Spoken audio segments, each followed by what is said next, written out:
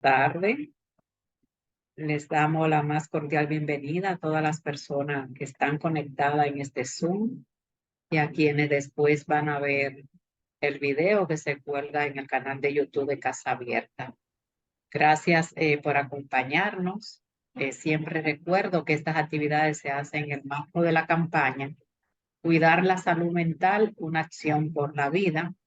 Y en el día de hoy, en sinergia con Miguelina Justo y un grupo de compañeras que también ella ha estado trabajando. Es un día especial porque hoy no tenemos solo la facilitación de Miguelina Justo, como la tenemos siempre a final de mes, sino que hoy tenemos a varias personas que le acompañan, varias mujeres que han hecho una experiencia de trabajo de la escritura sobre el tema que nos ocupa hoy, que como hemos visto, que ella se titula El olvido del Alzheimer. Vamos a ver las experiencias de quienes han estado cuidando a un familiar en esta condición. Esta actividad se hace también a propósito de que el día de ayer fue el Día Internacional del Alzheimer. Ya es una decisión de la Organización Mundial de la Salud desde el año 94 para poder concienciar sobre este tema, tanto en el área de la prevención, de cómo prevenir esta condición, como ya las personas que están afectadas, cómo acompañarle, qué deben ellos saber sobre esta condición. Es un día hermoso porque vamos a tener esas experiencias de personas que han tenido que cuidar a alguien, algún familiar cercano que está en esta condición. Siempre hablamos de que quién cuida al cuidador, o sea, la salud mental de estas personas que están acompañando a una persona que es su familiar, que quizá fue guardando su guía, su orientación y que de repente se va o de repente no, es un proceso, pero se pierde toda esa posibilidad, el duelo que se vive en ese sentido. Pero bueno, no soy yo la que voy a hablar mucho de esto, es Miguelina, la que nos va a presentar el tema y nos va a presentar a las personas que les acompañan en el día de hoy. Adelante, Miguelina. Muy buenas tardes, muchísimas gracias Teresa por habernos ubicado en lo que nos ocupa el día de hoy, los olvidados del Alzheimer. Yo he preparado para ustedes una pequeña presentación donde estaré explicando lo que estaremos haciendo el día de hoy. Desde ya muchísimas gracias por haberse dado cita, por haber acudido a este llamado y sé que nos están acompañando desde diferentes capacidades. Algunos me imagino que serán profesionales, colegas nuestros, otros quizá personas que se identifican con el tema ya porque algún familiar lo ha padecido o lo padece, y personas que quizá quieren ser solidarias con otros, o sea que sabemos que sospechamos que desde muchos caminos hoy han transitado para encontrarse con nosotros el día de hoy. Qué bueno. Vamos entonces, tal como les dije, a explicar sobre lo que vamos a hacer hoy. Bueno, muy brevemente, yo voy a mencionar algunos datos sobre qué es el Alzheimer. Luego les contaré un poco de esta iniciativa que se llama El olvido que recuerdo.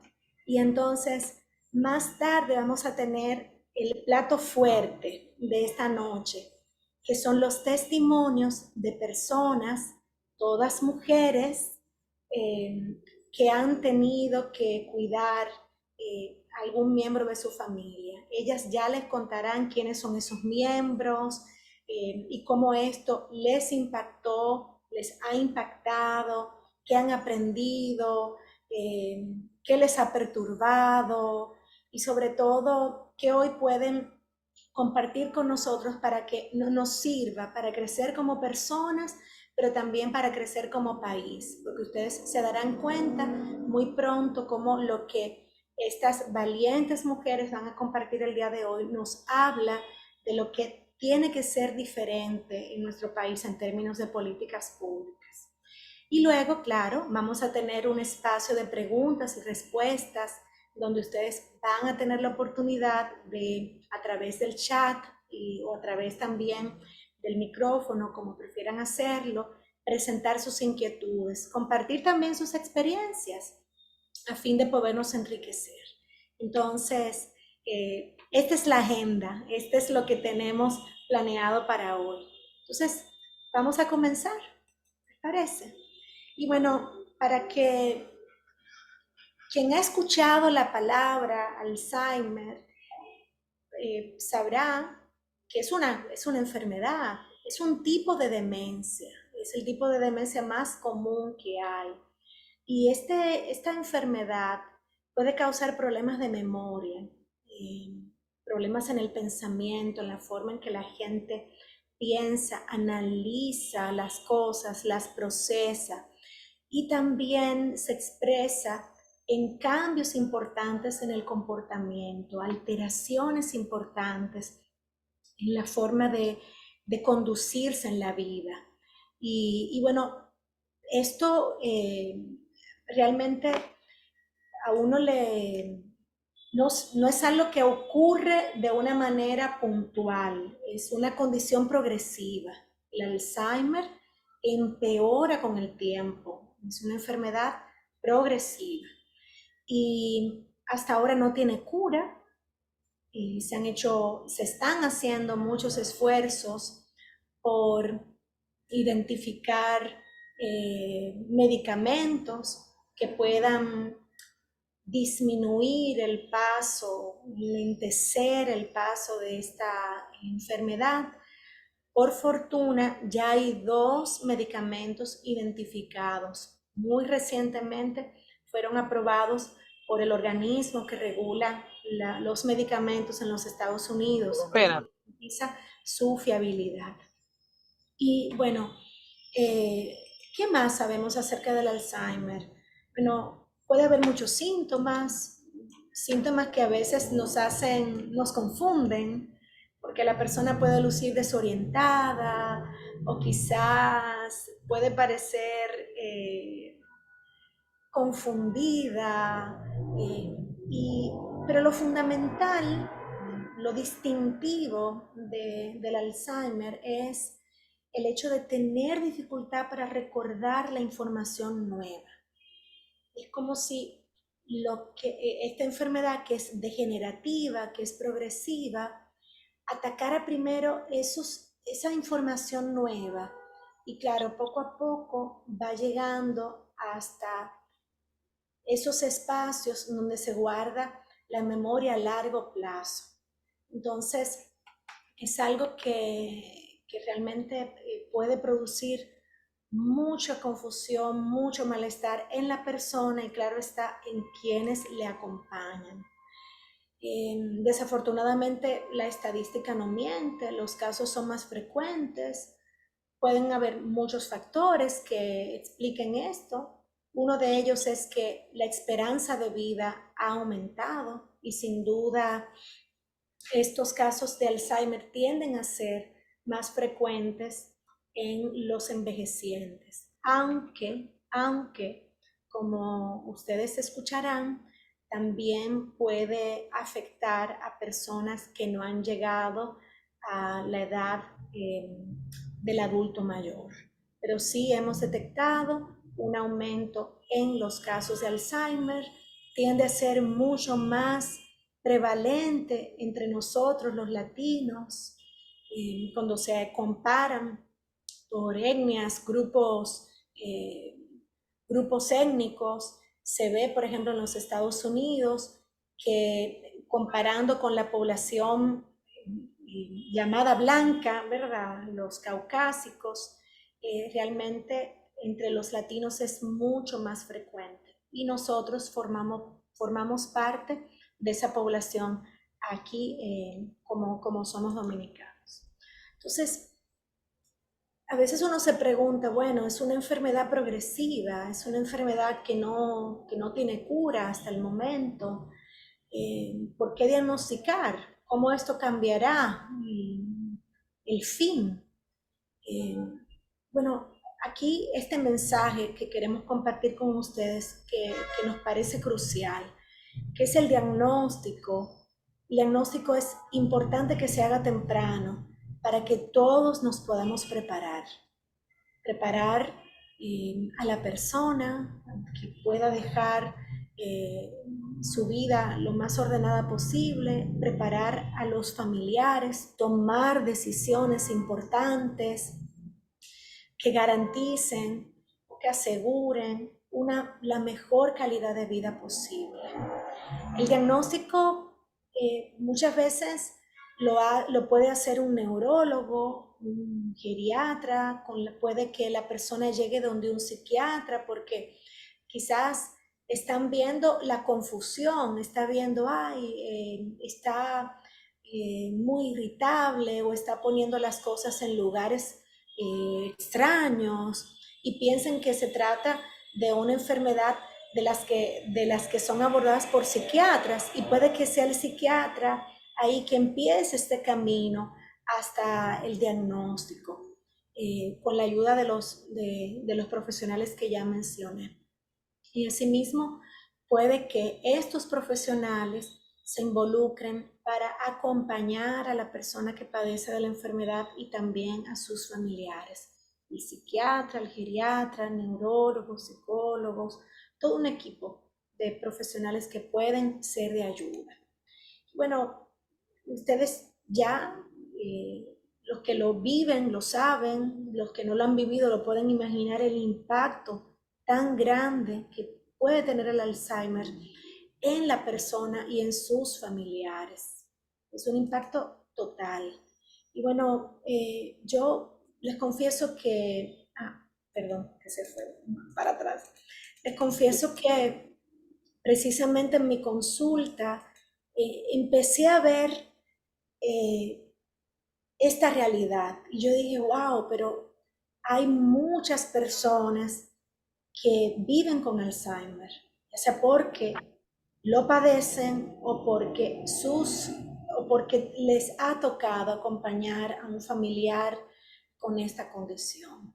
Y me parece que no si quienes padecen del Alzheimer a veces se nos olvida, yo creo que los olvidados de todo esto son los cuidadores. Y entonces, a partir de esto que detecté, quise proponer un grupo, un taller terapéutico sobre escritura, utilizando la escritura como una herramienta para procesar esta experiencia tan difícil y a la vez que puede potencialmente enriquecedora y transformadora. Entonces ahí surge este taller de escritura terapéutica, El olvido que recuerdo, donde yo hago una invitación a que personas que tienen familiares con Alzheimer se unan. Y quienes respondieron a este llamado fueron todas todas mujeres que les había tocado vivir la enfermedad de sus madres. Y fruto de este taller de escritura terapéutica, donde contamos con la participación de un psiquiatra, el doctor Vicente Santana, un psicólogo llamado Jaime Francisco Matorras, y también de una persona que llamaron Marion Landais, que tuvo que vivir, le tocó vivir la enfermedad de su abuelo. Y bueno, a raíz de toda esta experiencia surge esto que ustedes están viendo en pantalla, que fue una recopilación de los testimonios de estas hijas de madres diagnosticadas con Alzheimer. Le quisimos poner el mismo nombre del taller, El olvido que recuerdo.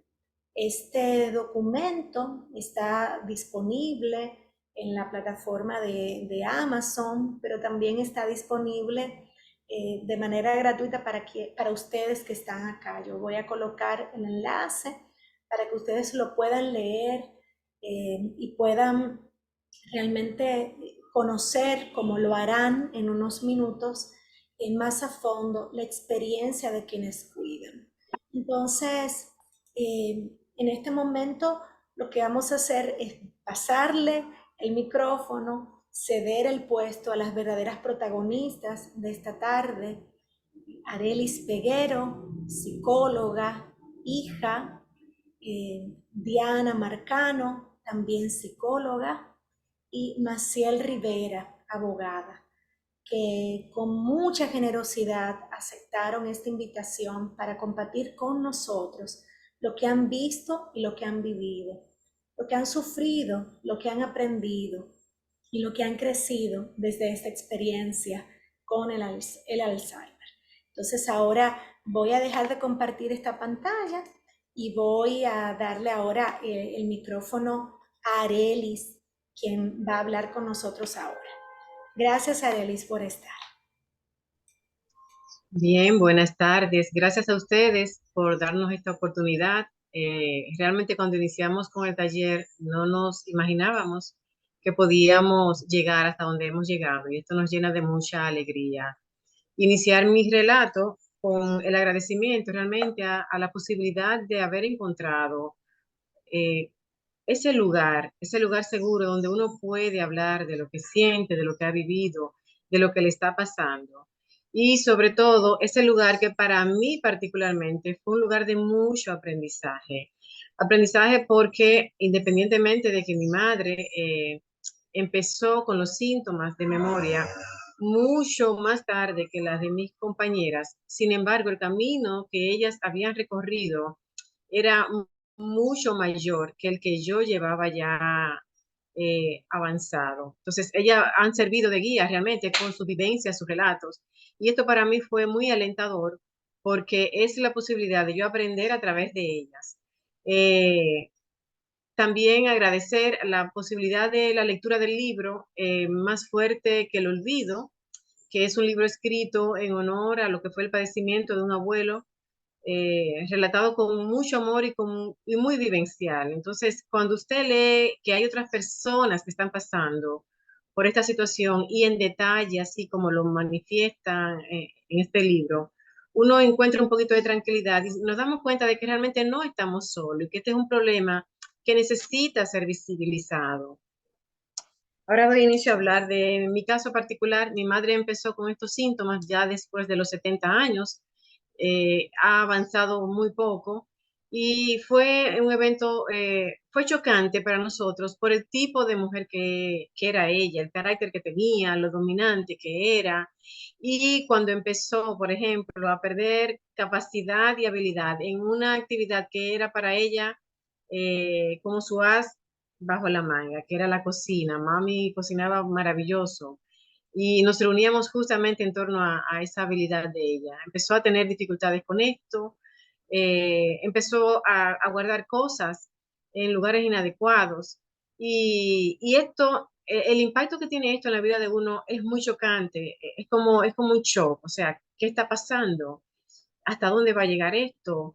Y en el caso particular de ella, no fue una persona, como en otros casos que yo conozco, que dijo o dio la alerta, mira, me está pasando esto y necesito ayuda o es necesario que me presten atención. No, ella, para ella todo estaba bien, las cosas estaban correctas, se resistía a entender que estaba pasando por un problema.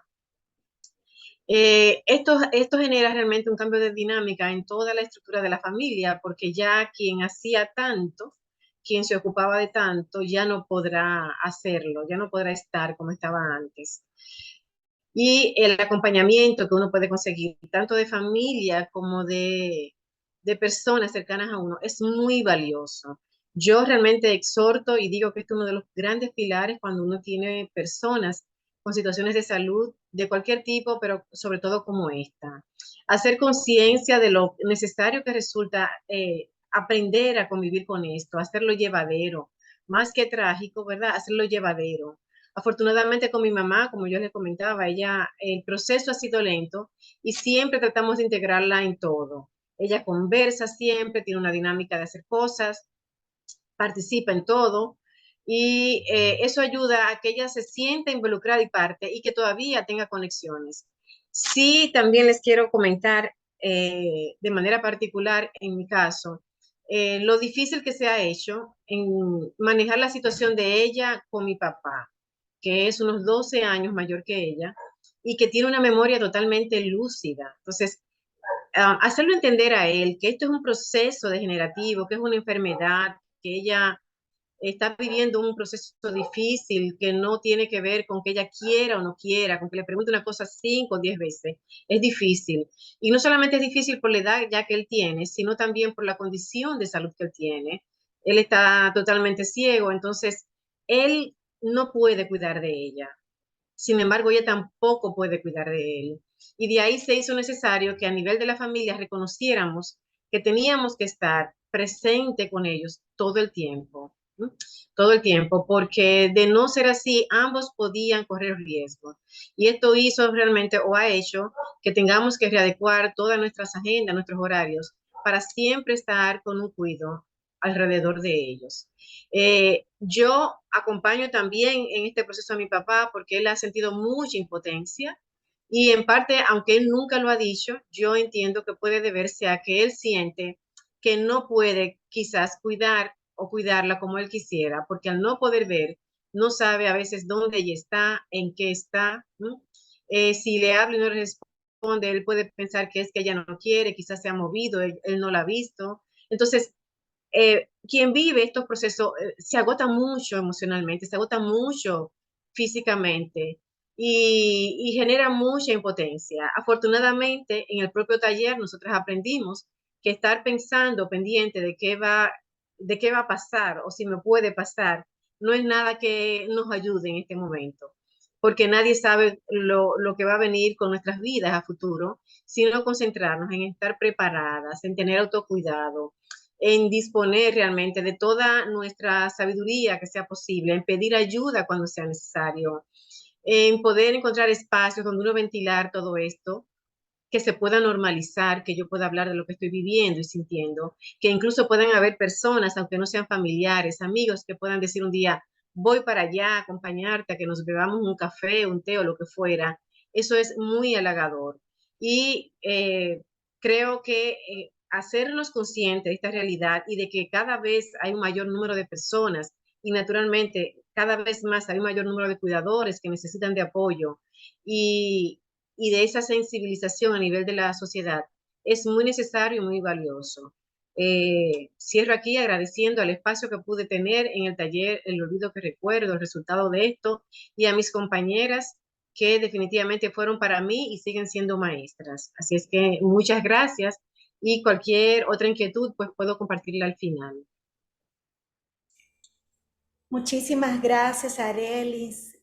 Con qué claridad te has expresado, con qué precisión nos has compartido situaciones tan íntimas, ¿verdad? Y por eso subrayo mucho la generosidad de la participación de cada una de ustedes. Vamos a escuchar ahora el testimonio de Diana Marcano, que como les decía, es colega nuestra, mucho orgullo, y que le tocó acompañar a su mamá.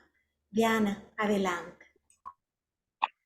Gracias, Miguelina, por darnos la oportunidad de, pues, de convivir en este espacio la tarde de hoy.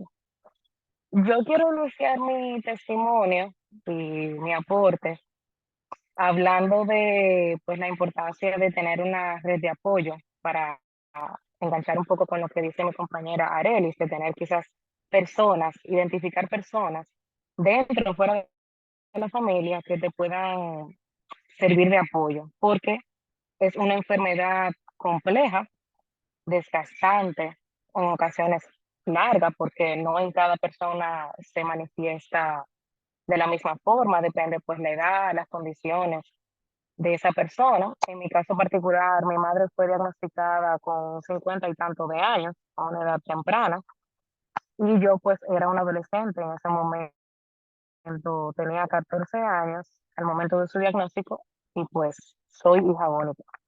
Mi madre ya no está con nosotros, físicamente partió hace 4 años, Sin embargo, fue una enfermedad un poquito, fue intensa, yo diría que hasta de larga duración, pues inclusive, eh, pues desde su diagnóstico hasta su fallecimiento fueron 11 años, de los cuales 7 años fueron en cama, en estado realmente totalmente dependiente de una persona para su higiene, para su alimentación, para vestirse, para prácticamente todo. En mi caso, pues lamentablemente no tuve una buena red de apoyo. Tuve que valerme de la contratación de personas, ¿verdad? Para apoyarme en lo que yo trabajaba a tiempo completo y estudiaba, porque fue en un momento, en una etapa de mi vida, pues donde yo tenía que estar para ella, pero al mismo tiempo tenía que producir y era una edad un tanto difícil. Em, Como ya Miguelina ha mencionado, es por lo general se olvidan las personas que tienen que estar bien para que nuestros pacientes, nuestros, nuestras madres en este caso, pudieran tener cierta calidad de vida y son los cuidadores. Nos enfocamos en la persona afectada, en todo lo que necesita esa persona, en cómo tiene que modificarse absolutamente todo, porque todo cambia, cambia la rutina, tú tienes que adecuar tu hogar, tienes que adecuar tu tiempo, tienes que adecuar las necesidades también de esa persona, eh, poco a poco, paulatinamente, para que sea lo mejor. Pero el cuidador inicia un camino bien turbio y complejo, bien confuso, y en medio de tanto, pues nadie recuerda que ese cuidador necesita estar bien para poder atender a su pariente o su familiar. Es algo de lo que casi no se habla. Eh, Desafortunadamente, en materia de políticas públicas, lo menciono también en mi escrito, estamos prácticamente en pañales, no existe políticas para apoyar al paciente, apoyar al cuidador y pues aportar de alguna forma a cubrir ciertas necesidades que nacen con esto. Cada vez es más frecuente. A mí me resultó impactante que al compartir con mis compañeras en el taller, solamente la madre de Arelis había iniciado la enfermedad a una edad avanzada y las demás madres fueron un inicio temprano como la mía, que cuando llevé la compañía a neurólogos, decían que era uno de los casos más, en ese tiempo, claro, estoy hablando del 2008, eh, era uno de los casos como que pocos casos habían llegado a su consulta con una edad así. Y para mí fue impactante realmente compartir con ellas esta experiencia desde su óptica, porque como les repito, es muy importante conocer el momento de la vida tanto de la persona afectada y de todo aquel que les rodea.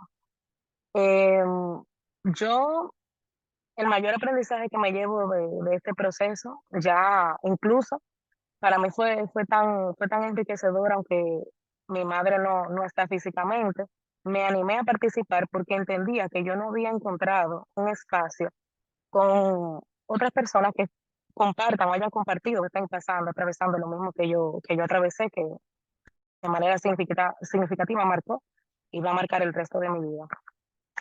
Eh, pero lo que mayormente he aprendido y con el mensaje que les quiero dejar es que cada quien lo va a vivir como puede, va a hacer lo mejor que puede con lo que tiene, porque nadie está preparado para enfrentar una situación de esta magnitud. Eh, Aprendí a no juzgar, aprendí que lo que importa es estar de una u otra forma, estar de la manera más amorosa posible, dar amor y enfocarte en las necesidades de esa persona. ¿Qué hubiese querido? ¿Cómo hubiese querido esa persona estar? Eh, ¿Cómo qué es lo mejor que se puede hacer, tomando en cuenta la realidad, siempre manteniendo la dignidad humana, la dignidad de esa persona y pues el mejor estilo de calidad de vida posible. Es importante tener los síntomas que se presentan de manera distinta en cada persona.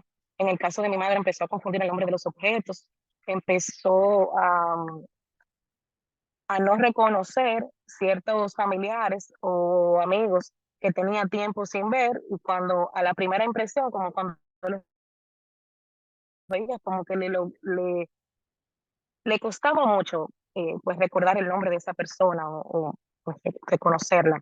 Mi madre tuvo depresión también, ella debutó realmente con un proceso depresivo del cual nadie pudo percibir, nadie se dio cuenta. Yo ya con cierto conocimiento luego de haber leído, estudiado y de haberme informado, pues me di cuenta y luego pues lo confirmé con un especialista de que ella atravesó inicialmente con un proceso depresivo, empezó a descuidar su aspecto físico,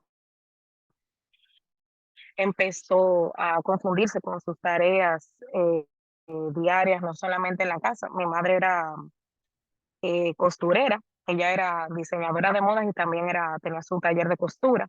Y empezó pues, a entorpecer ciertas actividades propias de su trabajo. Y luego pues empezó a descuidarse y a descuidar la casa y a descuidarme a mí misma. Entonces, en el caso particular de ella, eso fue lo que más noté, es cambios marcados en sus estados de ánimo que no eran frecuentes en ella. Era una mujer sumamente alegre, era una mujer muy activa, siempre estaba haciendo algo, y ver cómo su personalidad se iba transformando para mí fue muy confuso. Es importante pues saber a cuáles profesionales poder acudir. En mi caso, el primer profesional que acudí fue un psiquiatra que lamentablemente en ese caso particular no nos informó, quizás por lo temprano de su sintomatología. Luego fuimos a varios neurólogos y finalmente ahí pudo ser diagnosticada. La figura del neurólogo, de un geriatra, es sumamente valiosa, de un psiquiatra también, si llega a manos de un psiquiatra, y psicólogos también para, dependiendo pues la etapa de la enfermedad de la persona y sobre todo para los cuidadores, será siempre de gran ayuda. Es importante pedir ayuda, decir lo que se necesita.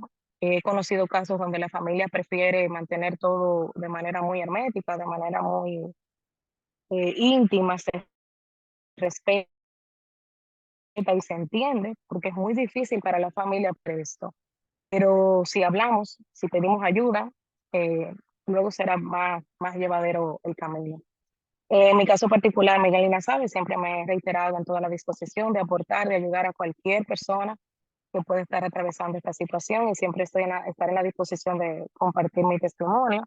Quedo atenta a cualquier pregunta que pueda surgir, que pueda surgir a ustedes. Nuevamente, gracias por permitirme estar aquí. Muchísimas gracias, Diana. Siempre me conmueve muchísimo escucharte. Pienso en esa niña de 14 años que le toca escuchar que su madre la olvidará. Y qué bueno saber que tú no la olvidaste, que por eso estás aquí y que hoy nos compartes con esa sabiduría que la vida te ha dado, que debemos tener presentes el hacer lo que podamos, como podamos, pero siempre desde el amor. Así que muchísimas gracias, Diana. Vamos ahora, por último, a escuchar el testimonio de Maciel Rivera, abogada, y fíjense que Maciel nos va a compartir una experiencia, como ya nos decía Diana, su experiencia que es única. Así que abramos el corazón y los oídos para aprender acerca de esto. Adelante, Maciel. Gracias a todos por acompañarnos y en especial por crear este espacio. Como bien decían mis compañeras, Arelis y Diana, todas nos reunimos con un objetivo, era poder encontrar un espacio donde pudiéramos conversar sobre nuestras experiencias. El Alzheimer es una enfermedad que yo la defino, como bien decía Diana, como desgastante. Es una enfermedad que cuando uno se entera, uno quiere comenzar una carrera contra el tiempo para uno recuperar, guardar momentos, guardar recuerdos. eh, y no siempre uno en el momento que la recibe está preparado para ello. Mi madre, una mujer docente universitaria por muchos años. Mi mamá fue profesora en la Universidad Autónoma de Santo Domingo. Mi mamá daba clases a educadores. Mi mamá formaba, daba clases de pedagogía, clases de didáctica general. Estuvo estudiando toda su vida, formando a formadores. De un momento a otro, a sus 55 años, ella toma la decisión de concluir su vida profesional y tomarse lo que ella decía ya su retiro. Y decide concluir con su gestión para la Universidad Autónoma. Y a su vez mi mamá también trabajaba en la Secretaría de Educación en ese momento, ahora el MINER, en lo que nosotros conocemos como el Plan Decenal, que fue el plan que elaboraba las pruebas nacionales. Mi mamá era parte del equipo que elaboraba esas pruebas nacionales que se dan a nivel nacional. Entonces, mami decide que ella va a tomarse ya su retiro y ahí comenzamos a evidenciar el desgaste. Como explicaban mis compañeras, los primeros síntomas que se dieron, mi mamá confundía dónde guardaba los lentes, algo muy habitual, dónde guardaba las llaves del carro, donde ella había dejado algún papel o algún documento que era importante. Y un momento crucial donde ya definitivamente se toma la decisión de que algo estaba sucediendo. Ella se fue a un congreso con una de sus mejores amigas y su mejor amiga nos manifestó cuando llegó que durante todo el fin de semana mi mamá estuvo preguntando constantemente que dónde estaba, que qué estaba haciendo, que a dónde iban. Eh, esa, ese estado de alerta que se le crea al paciente de Alzheimer, que uno en principio piensa, ¿será que está agotado? ¿Será que la vejez? ¿Será que es propio de la edad? Y no, el Alzheimer va dando señales. Al igual que la madre de Diana, mi mamá hizo un proceso depresivo que se inició por el síndrome del nido vacío. Cuando mi mamá fue diagnosticada en el 2004, en el 2003 mi hermano se había casado y en el 2004 yo también me caso y me voy de la casa. Eh, Mi tía, que es su hermana siguiente, que es médico, nos permitió llevarla a diagnosticarla fuera de nuestro país. No es una posibilidad que tenemos todos. Sin embargo, lo digo también desde el punto de vista de cuidador de mi hermano, que fue quien la acompañó y que recibió el diagnóstico.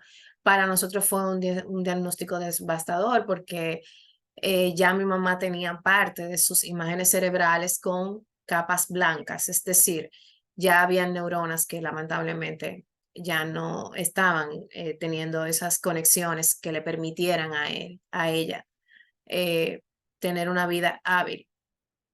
Yo creo que lo más doloroso es lo mismo que decía Arelis, es ver a tu familiar prácticamente consumirse. Al día de hoy nosotros tenemos 20 años con mi mamá con esta enfermedad. Cuando una persona empezaba a vivir, prácticamente llega este diagnóstico y tenemos que empezar a caminar con los tropiezos que nosotros encontráramos. Y como encontramos con Miguelina en este taller de escritura terapéutica, es lo que nos permite a los cuidadores de alguna forma tener ese espacio seguro y aparte de todo también poder drenar toda esta angustia. Porque cuando uno cree que ya tiene controlado el proceso, que uno entiende que el paciente ha sobrepasado las diferentes etapas, hay etapas que son muy tristes. Para mí la más difícil fue la etapa violenta. Mi mamá se tornó violenta por el hecho de que no nos conocía. Al no conocernos, se defendía y quería ir a su casa materna, preguntaba por sus padres. Y para uno como hijo es un duelo interno, porque uno no lo expresa, porque tiene que ponerse la capa para salir a defender a ese familiar y dar lo mejor. Pero no nos educan para esto, no nos educan para ver a nuestros padres consumirse. Y es la verdad, es lo triste de esta enfermedad. Con Miguelina en el taller encontramos un espacio de sosiego, un espacio donde pudimos encontrar aliento, de ver que otras compañeras que ya me han pasado y ya están incluso en la etapa final, como es el caso de otra chica que lamentablemente no pudo acompañarnos, perdió a su madre durante el proceso del taller.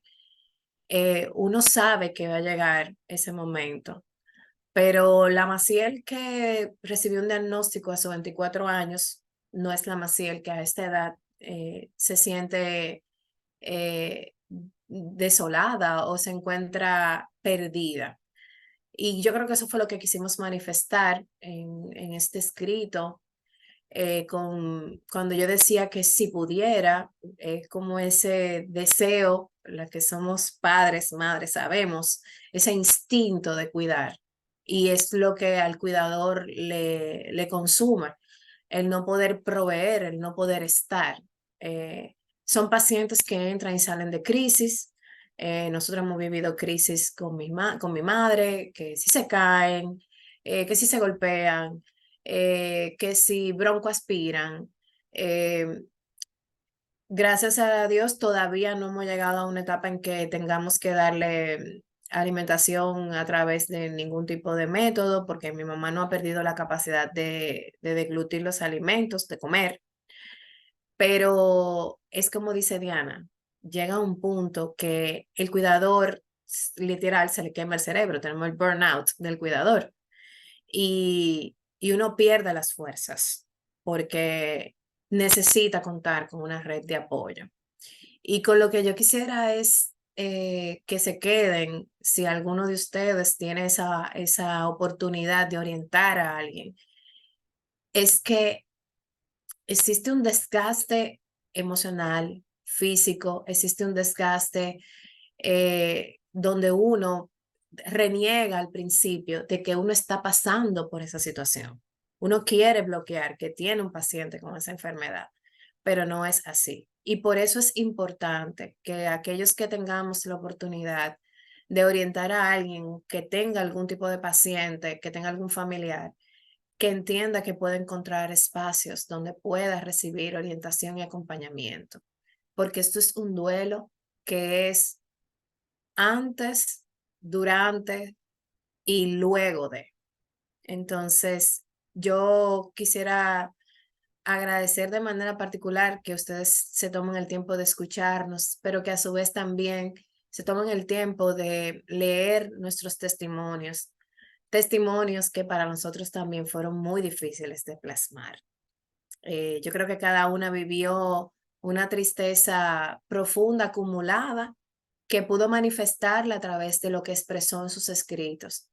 Pero también compártanlo con aquellas personas para que sepan que existe este espacio, que existe este momento de que a través de la escritura se puede trabajar todos esos miedos, esas inseguridades, ese dolor tan difícil que es ver cómo nuestros pacientes con Alzheimer van consumiéndose por la enfermedad y que lo más importante es que ellos nos olvidan, pero nosotros no.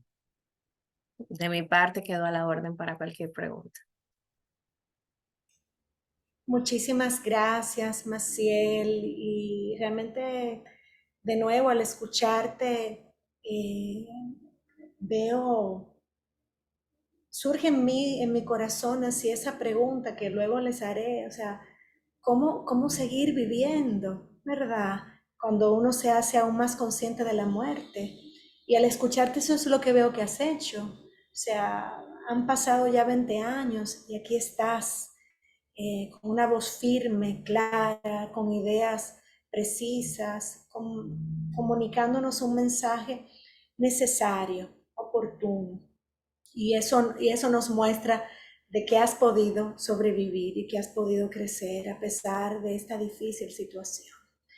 Bueno, y ahora, ¿qué les parece si abrimos el espacio para preguntas, comentarios de parte de todos ustedes? Ahí nos estarán acompañando nuestras panelistas de hoy, Arelis Peguero, Diana y Diana Marcano, y quienes ustedes acaban de escuchar, Maciel Rivera. Y claro, estaremos ahí contando con la conducción también de Teresa.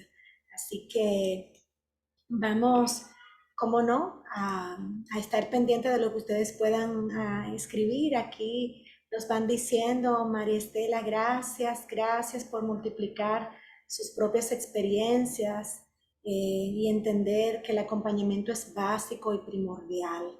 Así es, qué bueno que esto se haya quedado. Excelente. Como les prometí, vamos a estar compartiendo el texto para que ustedes lo puedan leer despacito y puedan también compartirlo con los demás. En lo que ustedes se animan a preguntar, me gustaría yo hacerles entonces esa pregunta, ¿cómo ha sido para ustedes? ¿Cómo pudieron ustedes vivir con esa conciencia de que su familiar, su ser querido, en el caso de todas ustedes, de las tres, su mamá, ¿verdad? Y no cualquier madre, porque en el caso de ustedes tres eran madres muy presentes, con un don de mando indiscutible, ¿verdad? Alguien que realmente estaba involucrado en sus vidas. Entonces me pregunto, ¿cómo en medio de todo esto ustedes, o qué les ayudó, qué les ha ayudado a continuar viviendo, a desarrollarse, por ejemplo, en el caso de Diana, como profesional, en el caso también de Maciel, ya en el caso de Arelis es distinto, ¿verdad? Porque ya su mamá fue diagnosticada un poco más tarde, pero de todas maneras es un reto seguir viviendo. ¿Qué les ha ayudado a ustedes? ¿Y qué ustedes le podrían recomendar a las personas que inician el camino ya con toda la experiencia que ustedes han acumulado durante este tiempo? No sé si quisiera comenzar Diana comentándonos. Bien, me animo a iniciar.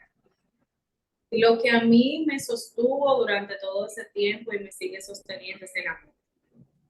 Es lo fundamental, hacerlo desde el amor. En mi caso tuve el privilegio de tener una madre muy amorosa, que durante el poco tiempo que pude estar bien para mí, lo dio todo. Eso me permitió entender que todo lo que yo hiciera por ella iba a ser insuficiente, comparándolo con todo lo que ella me había dado en 14 años. También algo que generó mucha satisfacción para mí fue todo lo que Dios me permitió hacer por ella en vida. O sea, poder hacer eso, todo lo que pude hacer, me hubiese gustado en ese momento tener otras posibilidades económicas para poder darle otras cosas. Pero todo lo que pude hacer por ella en vida también me generó mucha paz. Cuando mi madre finalmente partió, yo me sentí muy triste, pero también yo sentí mucha paz. Y creo que lo que pude hacer por ella mientras estuvo enferma fue lo que me sostuvo. También no olvidarme de mí, aunque me costó entenderlo muy tarde. Quizás no cuidé de mí como pude haberlo hecho, o pude haberlo hecho mejor. Pero sí, pues les recomiendo a quienes puedan estar iniciando este camino a no quedarse solos ni callados, como ya lo mencioné, a buscar o identificar su red de apoyo. Aunque sea una persona, aunque sea quien tú menos creas, ponerte a pensar cómo este camino puede ser más ligero. ¿Cómo puedo hacer esto tan difícil que tengo que hacer con lo que puedo, o como puedo, o con lo que tengo. Es mi apoyo. Excelente, muchísimas gracias, Diana. De nuevo vuelves al tema del amor y el tema del agradecimiento, ¿verdad? Y me parece que lo que compartes subraya también la aceptación. Bueno, esto es lo que tengo, cómo puedo sobrellevarlo lo mejor posible. Y en el caso tuyo, Arelis, que eres la que ha recibido la noticia del diagnóstico de tu madre más recientemente, ¿cómo ha sido para ti? Has hablado en tu testimonio de ajustes que han tenido que hacer, ¿verdad? En horarios, responsabilidades. ¿Cómo has podido continuar viviendo con la conciencia de esta condición que tiene tu madre? Bueno, para mí es algo dual que estoy viviendo realmente, porque como les comenté, mi padre tiene ya una edad muy avanzada y una condición de salud que también amerita de mucha atención. Entonces, yo tengo como dos focos que atender. No descuidarlo a uno, no descuidarlo a otro. Entonces, es como estar en medio de ambas necesidades, reconocer las demandas de uno, reconocer las demandas del otro. En el caso de mami, no sé si la madre de mis compañeras vivieron esto, llega un punto en que uno le pregunta, ¿usted se siente algo que usted quisiera? Y ella siempre está bien, aunque pueda tener un golpe que no sabe cómo se lo hizo. Entonces, es algo que a veces uno siente, caramba, si yo pudiera estar más presente o ayudar más. Pero por el otro lado tengo el padre, mucho mayor, que no puede sentirse que le duele una uña porque ya entonces hay que estar encima de él, ya reclama. Entonces, vivir esas situaciones así tan extremas y de tanta demanda no ha sido fácil, pero como dicen las chicas, fundamental la red de apoyo. Yo afortunadamente cuento con personas que están pendientes, que me ayudan, a las que mis hermanos están ahí, mis hijos, mi compañero también, mi tía, que ha sido un valor encomiable para nosotros. O sea, esa red de apoyo me ha permitido mantenerme a flote. Yo en estos días decía que logro avanzar con dificultad en cosas adicionales que tengo, porque honestamente mi prioridad realmente son ellos. Y es una prioridad doble y de mucha demanda. ¿Qué me mueve a mí a seguir adelante? Pues poder estar ahí para ellos, para sus necesidades, para poder decirle aquí estoy, pasarle la mano, calmarlos. Eso me mueve mucho a mí realmente todos los días a estar bien y a seguir adelante. Excelente, excelente. Gracias, Arelis. Y en el caso tuyo, Maciel, cuéntanos, ¿cómo ha sido para ti? Como decía al principio, cuando uno recibe el diagnóstico, uno comienza una carrera contra el tiempo, eh, porque uno quiere retenerlos cuando están en su etapa hábil. Pero no me puedo sentir y dejar de reconocer que mi padre y mi hermano también han estado. eh, y creo que lo que nos ha permitido a nosotros es mantenernos unidos. Hemos tenido nuestras dificultades y quiero en esto expresar que las tomas de las decisiones en temas de salud, en temas de elección de médicos, en temas de elección de qué hacer y qué no hacer, es fundamental una comunicación efectiva. Entonces, yo tengo un padre muy emotivo que esta enfermedad le pega muy duro porque es quien vive el día a día. El que vive el día a día de un paciente de esta naturaleza vive emocionalmente no se levanta y ya está con otro reto. Entonces, mi hermano y yo que entramos y salimos, muchas veces podemos hacer una recomendación y esa recomendación no es recibida correctamente, porque esa persona está quemado, porque vive la realidad diariamente. Entonces, ¿qué nos ha movido? Yo creo que mi mamá fue una mujer con muchas fortalezas y yo creo que el legado y el recuerdo, que es lo que he querido transmitir a mi hija, es lo que me permite también continuar. Eh, Y hay una palabra que yo quiero que todo el mundo se quede con ella y es dignidad. Nuestros pacientes de Alzheimer necesitan tener dignidad. Dignidad en todo el sentido. Y más cuando ya están en una etapa como está mi mamá. Mi mamá no habla, mi mamá no expresa dolor, mi mamá no expresa satisfacción de ninguna naturaleza. Mi mamá no está conectada con este mundo. Y yo pienso que en todo momento es lo que yo creo que me ha movido. Que ella viva esta etapa crucial de su pase por esta vida de manera digna. Que esté limpia, que tenga sus necesidades cubiertas, que se le pueda proveer los alimentos. Recuerdo que una crisis que tuvimos en el 2018, que ella estuvo interna durante 12 días, yo le decía a mi papá, yo necesito que ella, si este es su momento, ella reciba una sepultura digna. Esa era mi palabra.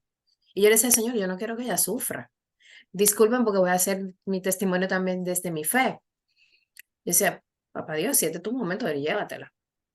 Pero yo no la quiero ver conectada porque es un desgaste.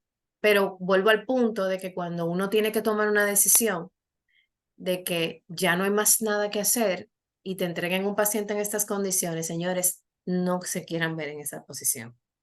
Es muy duro. Pero mami pudo recuperarse y todavía está aquí con nosotros. Pero para mí, creo que el poderle proveer dignidad en todo este proceso es lo que nos mueve a nosotros. Qué bello, Maciel. Yo te escuchaba y realmente pensaba que lo que tú estás planteando, así como lo que planteó Arelis, lo que planteó Diana, va en una dirección tan opuesta a los mensajes individualistas que se están promoviendo. Fíjate que cuando les hago la pregunta, ¿a qué les ha ayudado a continuar viviendo? Precisamente lo que les motiva, lo que les motivó a las tres, es el cuidado para esta persona. O sea, el estar bien para ellos, el pensar en el otro, el estar para el otro. Qué belleza. Y yo creo que es algo que yo en lo personal me llevo al escucharlas. Y recuerdo algo que leía hace un tiempo, precisamente en un libro que escribió un psiquiatra cuando hablaba sobre la experiencia que había vivido con su esposa enferma de Alzheimer. El cuidado es lo que mantiene a la sociedad unida. Así es. No tengamos miedo, no veamos al cuidador como alguien que desgastó su vida. Ay, pobrecita, se quedó cuidando a su mamá. Sí, se quedó cuidando a su mamá. Y en eso hubo amor, y en eso crecimiento, y en eso entrega. O sea, rescatemos el valor del cuidado. Y bueno, yo sé que hay mucha gente que quizás quiere preguntar, pero el tiempo nunca perdona, ¿verdad? Siempre avanza, pero veo aquí una pregunta que me parece muy importante y quisiera, por ejemplo, en tu caso, Maciel, una persona que pueda estar sospechando que tiene Alzheimer, ¿verdad? ¿Qué tú le recomendarías ya desde esta experiencia de médicos, ¿verdad? Especialistas que ustedes han visto? O sea, ¿qué sería lo más conveniente para esta persona que está escuchándonos y quizás con esta sospecha tiene angustia? ¿Qué le recomendarías hacer? Yo creo que lo primero, algo tan sencillo como si puede y tiene las condiciones, escribir esos aspectos que entiende que le están haciendo sospechar. Es decir, guardé la llave en tal sitio. Mi hijo me dijo que hiciera tal cosa o tal y tal cosa. O, porque creo que la pregunta viene de Valentina, ella dice que ella sospecha que ella tiene algo, pero ¿por cuáles son sus sospechas? ¿Cuáles son esos síntomas? Sería importante que los escriba y busque una asistencia para que les permita hacer los estudios médicos que le permitan ser diagnosticada. En el momento que mi mamá fue diagnosticada, nosotros nos refirieron a un neuropsicólogo. Y ahí es importante también el tema de salud mental. Diana y yo hablábamos que nuestras madres estaban viviendo procesos depresivos y no lo sabíamos. Y nos enteramos posteriormente. Y nosotras como hijas de madres con esta enfermedad también hemos tenido que cuidar nuestra salud mental. ¿Por qué? Porque aunque Diana lo cuenta con una experiencia y con un conocimiento técnico que yo no tengo, Diana me está alimentando a mí en su experiencia para darme herramientas a mí. Entonces creo que lo más importante es que estemos conscientes cuando tenemos que pedir ayuda, cuando nosotros también nos sentimos que a lo mejor es un desgaste físico que está disminuyendo nuestra capacidad de dormir, que puede disminuir nuestro proceso de retener información y afectar nuestra memoria inmediata. Sin embargo, como bien explicabas, Miguelina, la enfermedad es degenerativa y constante en el tiempo. Entonces, si estos síntomas se mantienen, es importante que se acuda a un psiquiatra, a un psicólogo en principio, que puede referirlo donde un psiquiatra, eh, o un especialista. No sé si contamos con neuropsicólogo en nuestro país, pero, por ejemplo, mi mamá ya está en una etapa donde la ve un geriatra, no la ve un psiquiatra, porque ya mi Claro. mamá no está en esa atención. Entonces, eh, esa red de apoyo que nosotros pudiéramos tener a través de estos encuentros, de que se pueda tener conciencia de cuáles son esos síntomas e identificarlos, yo creo que eso es lo que yo haría. Sí, excelente, excelente tu recomendación. Documentar lo que estoy viendo en mí. Quizás se me ocurre también preguntarle a los demás, ¿qué estás viendo en mí? Sí. Tener eso documentado, porque a veces cuando uno va donde el especialista, uno se pone nervioso, se le olvidan las cosas, ¿verdad? Con la tensión natural de esos encuentros. Entonces ahí llevar toda esa evidencia para que se hagan los estudios del lugar. Es una enfermedad. Importante, Miguelina, el paciente de Alzheimer se impacta cuando es llevado a diagnosticarle este tipo de tratamientos o este tipo de enfermedades. Lo quiero decir, lo vivimos con mi madre.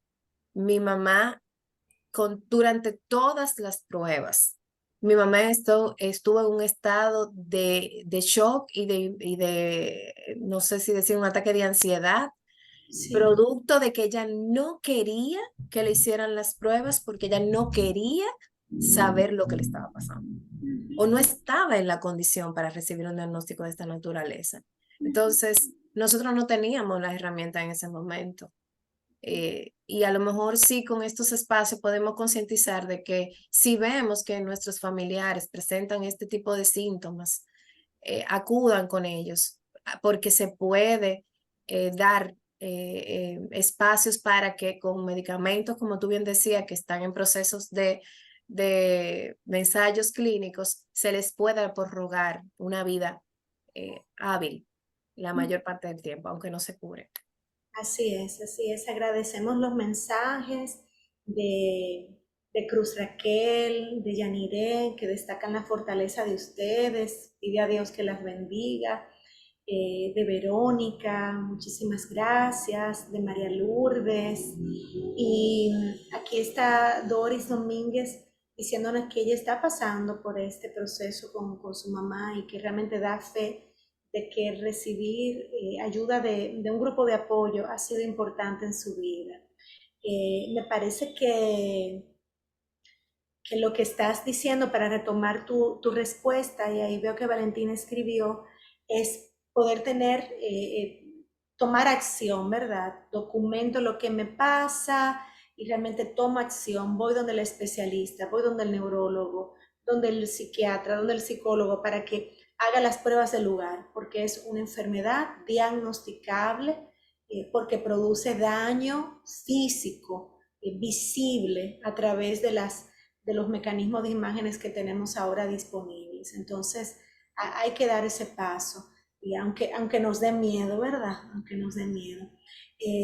Diana, adelante, ¿sí? 30 segunditos, que sé que ya estamos. Sí, sí, que estamos sobre el tiempo. Yo quiero compartirle a Valentina o aportarle que nos puede dar mucho miedo tener que enfrentarnos a esto porque ella está pasando por un proceso de confusión donde ella no sabe lo que le pasa. Pero créeme, Valentina, que a pesar de lo difícil que puede ser un diagnóstico, que no sabemos si sinceramente será este o no, tu diagnóstico te va a empoderar y te va a decir qué hacer. Y que también en caso de, hay otros fármacos que ya han sido aprobados y han sido utilizados, aparte de los nuevos que están surgiendo ahora, que retrasan el curso de la enfermedad.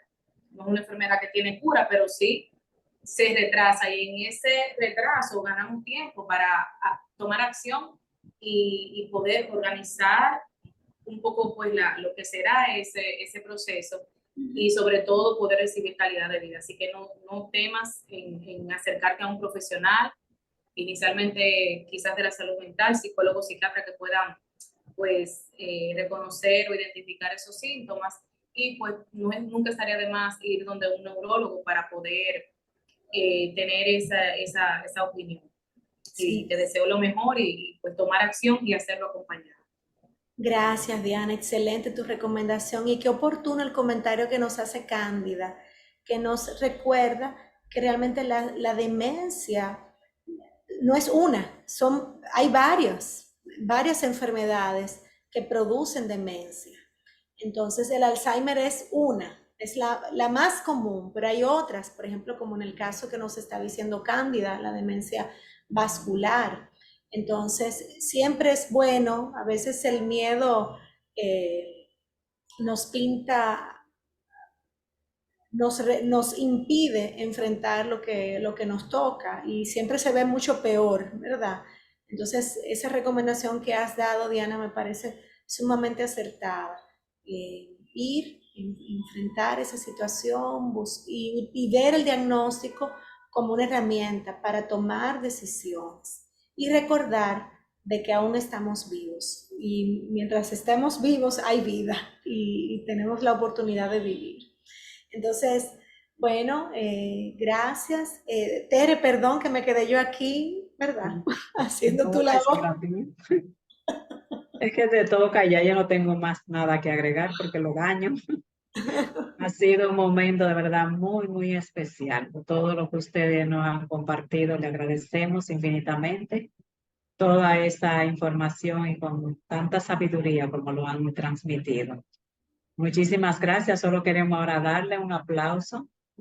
No sé si Ingrid está por ahí, pero si no, le invito a que puedan abrir sus micrófonos o lo puedan hacer con íconos y vamos a dar un aplauso a estas 3 mujeres valientes y a Miguelina que nos ha conectado con ella y el trabajo también de acompañamiento que ha hecho. Sí, estoy aquí. Bueno, pues dirijan su aplauso, vamos.